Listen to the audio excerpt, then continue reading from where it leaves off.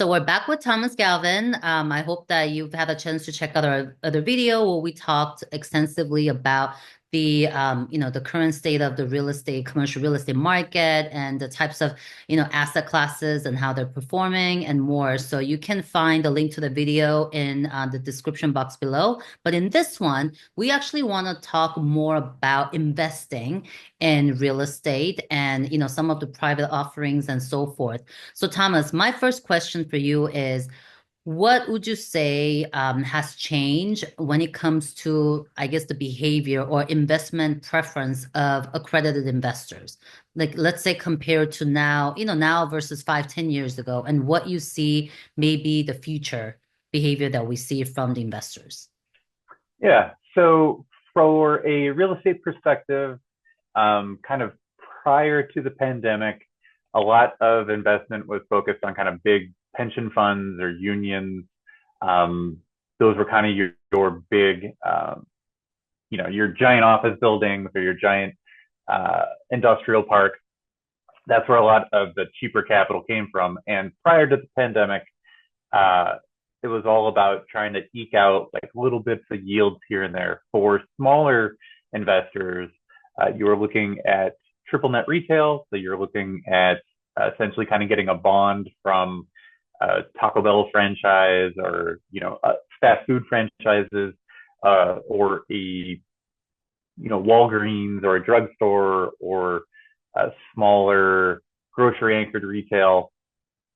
And a lot of people, their first investment is kind of what they know, which is housing. So you have a lot of interest in fourplexes, smaller apartment deals, where either you're managing it yourself or you hire someone to manage it. So those types of investments were kind of working out prior to the pandemic. During the pandemic, kind of one of the major things that kind of happened was Silicon Valley Bank, that imploded and there was kind of almost a bank run. And a lot of banks started seeing a lot of scrutiny on their balance sheets. And prior to that, there was a lot of loans towards, multifamily buildings. There's a lot of loans to industrial buildings. There was a lot of bank loans just in general, just because you had all this stimulus money that had to get placed. So banks make their money by taking in deposits and issuing loans, and certain banks are kind of specialized in different things. And your local community banks, kind of their bread and butter is commercial loans or loans on equipment for local businesses. And, there's thousands and thousands and thousands of banks, and there's going to be fewer and fewer banks kind of going forward. So a lot of that capital that used to come from smaller banks has to come from somewhere else. And I think recently in the last year, 2 years, that's coming from private equity. So private equity is kind of moving in, and a lot of the deals aren't recorded in title, or they're not recorded through traditional, banking mechanisms. And so there's a lot of general partnerships or limited partnerships putting money together, buying properties, and it's a lot less structured than it used to be. So you're seeing a lot more variance in returns just because the person operating it, you're kind of depending on them and their ability to kind of get the deal done. Whereas before, pension funds and insurance companies, banks and credit unions, the deals had to be a little more boring, like a little more conforming to the requirements of those entities. And with private capital, there's a lot more risk tolerance than was there before. So there's a lot more pricing volatility or regional aspects that kind of have to play into it. So So Uh, like how do with all these changes that happen, that seems to be happening, every several years or whatnot, like how can investors kind of stay ahead of those trends and find those opportunities, you yeah. know? So real estate is a very kind of illiquid asset. So when you're getting into it, your time horizon is not, unless you're doing mezzanine debt or other types of construction loans where there's a very short term um, time horizon. With these assets, you might be holding it for longer than you think, especially if you can't sell it without taking a loss. So the illiquid nature of real estate and kind of what you're getting into is going to play into it. And so that's just one thing to kind of keep in mind. So I'm not sure if that answers your question or not.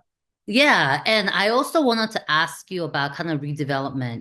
Like in the prior discussion, we talked about, converting some of the, old retail buildings or office buildings into the housing and things like that. And there's a lot of just redevelopments taking place. Like Yeah, like why should investors look at kind of like a redevelopment, as like an opportunity? And yeah, what should they be asking? yep. So there's a lot of change kind of going on right now. People are living in different places. There's a lot more uncertainty on what's going on, and what worked prior to the pandemic might not work now. So you have outdated malls, outdated retail centers, vacant offices, and you have kind of these underutilized properties. And towns and cities are definitely looking at ways to reposition this.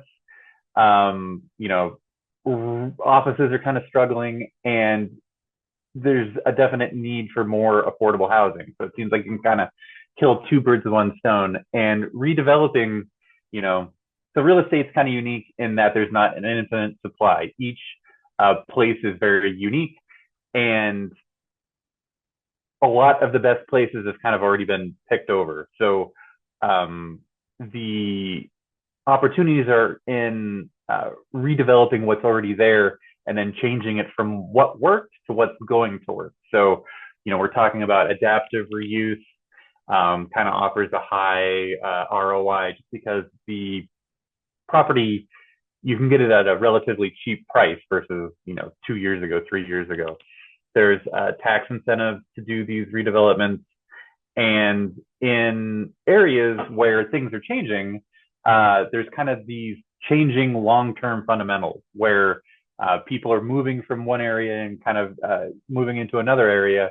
They're starting families, and certain areas are growing and certain areas are shrinking. And kind of knowing which one is which will tell you how to play that. So, for instance, areas that are growing. We're doing a mall redevelopment in Nashville, and the demographics there are way different.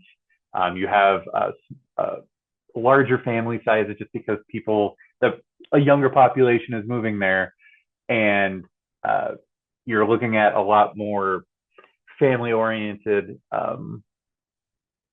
retail types. You're looking at childcare.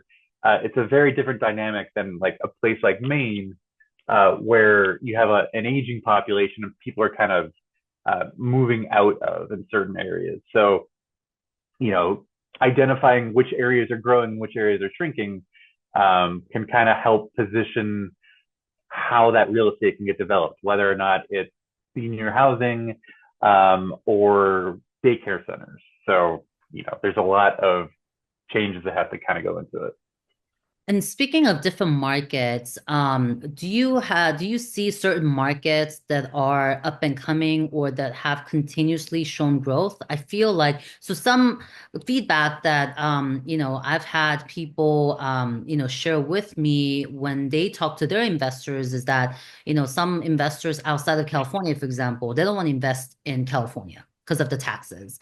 And others, are just really pretty much set on we only want to invest in Texas and Florida and that's it. Or the Northwest, Northeast. Like what are some markets that you're seeing right now that are very strong and that you expect that they're gonna continue to grow, or maybe some up and comers? Yeah. So California is kind of a unique example just because the property prices are really high. So you need a lot of money to kind of get started. And the state taxes are pretty high, but California does offer Prop 13. So one thing that kind of happens is, like my parents, for example, sold their house here in California and then moved to Texas. And although the house is cheaper, every year their taxes goes up and they're not used to it because they're used to having Prop 13 protection in California that doesn't apply to other areas. So for that's only for residential housing. There's no Prop 13 for commercial housing or commercial um, properties. It's for homeowners. So it applies to all properties in California. But that's one aspect that kind of plays into it. And certain areas have incredibly high taxes, and kind of the tax structure kind of changes a lot. So in Connecticut or New York, the taxes are only reassessed once every 10 to 20 years. And so prior to that, you might have properties that are assessed at like $100,000, but they're paying an incredible amount of taxes on that amount. So it's called like the equalization rate, where if that tax was reassessed to what the market value was, it just wouldn't make sense. So for these municipalities, how the local government works, how the tax structure works is going to be incredibly important and something to consider in addition to favorable demographics. You want to move someplace that's seeing kind of a growing population just because that bodes well for real estate demand. So you're looking at a lot of Sunbelt cities, areas where there are significant job growth. So you have electric car manufacturing in like Georgia, kind of that battery belt there. A lot of states are offering incentives to try to attract companies there, especially companies leaving California. So Texas is a prime example of a successful state that's been able to kind of pull companies moving their headquarters from California to Texas. So there's a lot of state incentives, there's a lot of local incentives that kind of impact those decisions.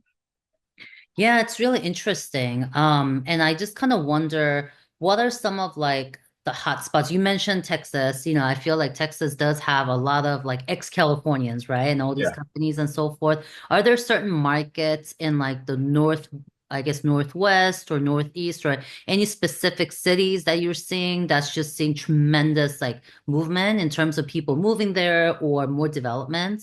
Is there like any trend that you see by geography or anything like that? Yep. So kind of on a macro level, the South seems to be doing pretty well.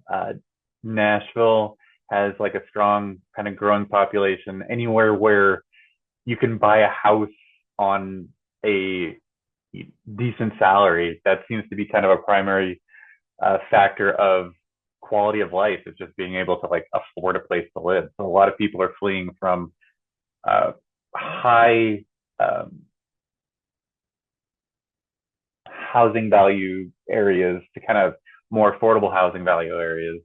And it's kind of like the Californication of other areas, where Idaho or Colorado, they're starting to see a lot of influx of people leaving from California, kind of moving there. So going forward, I anticipate the South doing pretty well just because it's a lower cost of living. In the kind of East Coast, some of the areas that are kind of growing are kind of these secondary markets.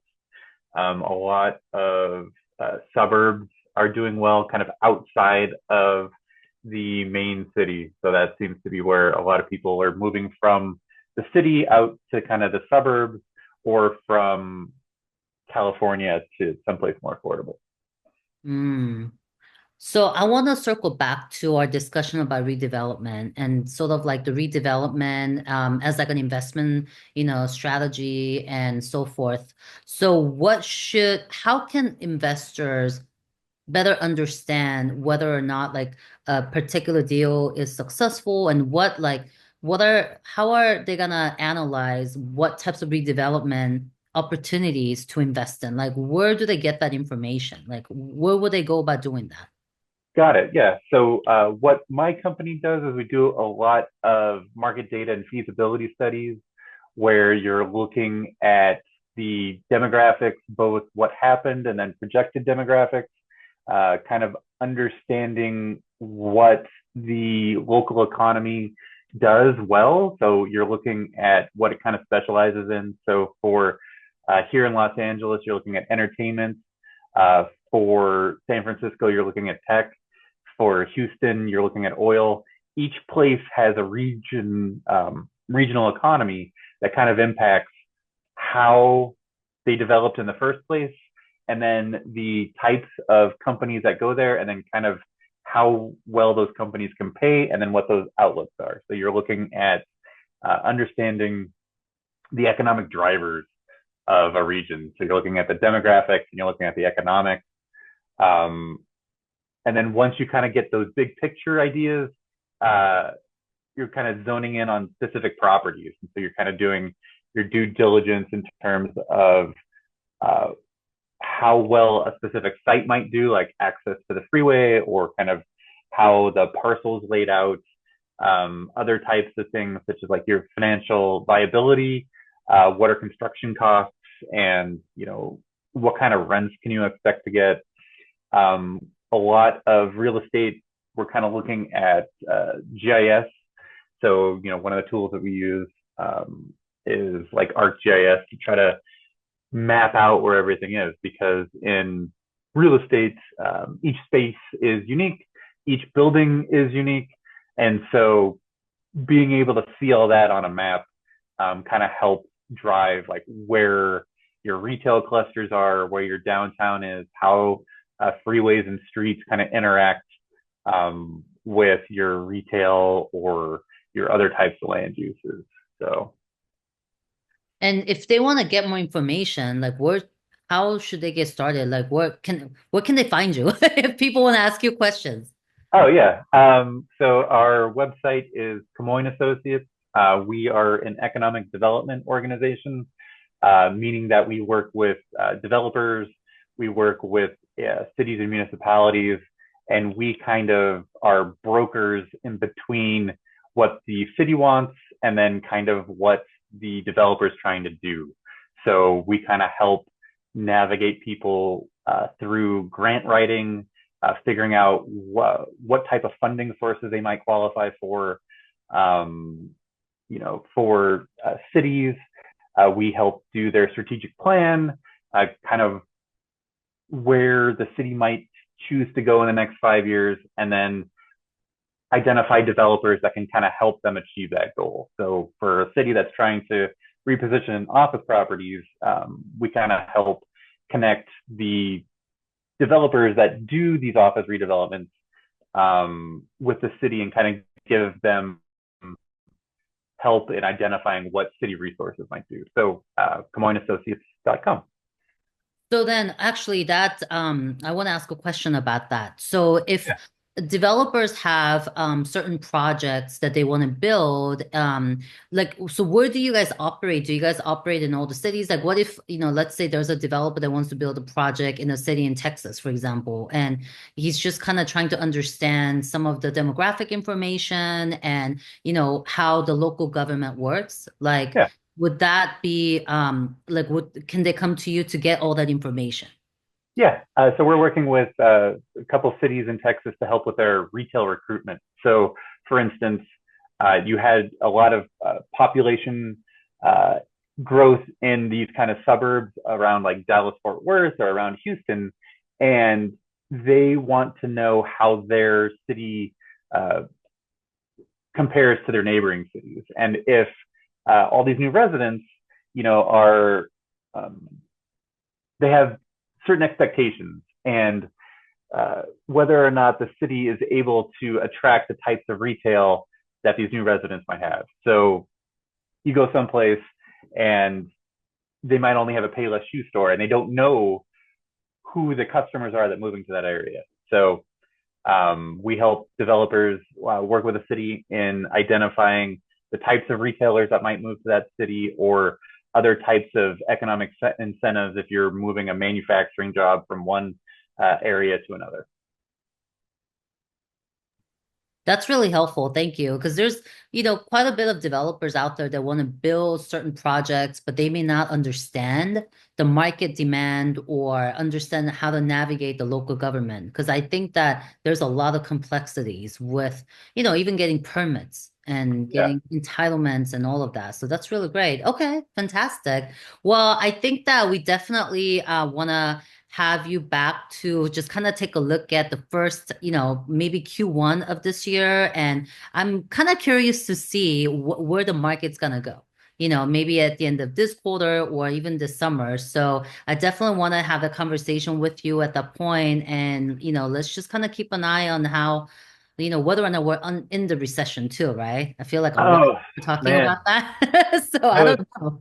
talking about that in 22. I was talking about that in 23, and it just never happened. Yeah, So maybe it's just not possible anymore. I don't know. It just seems that everyone was fooled into thinking there would be a recession. But right. again, after World War II, everyone assumed that there would be, we'd go right back to the Great Depression, and that didn't happen. And that's just because after World War II, the world that existed prior and then the world that existed post were different worlds.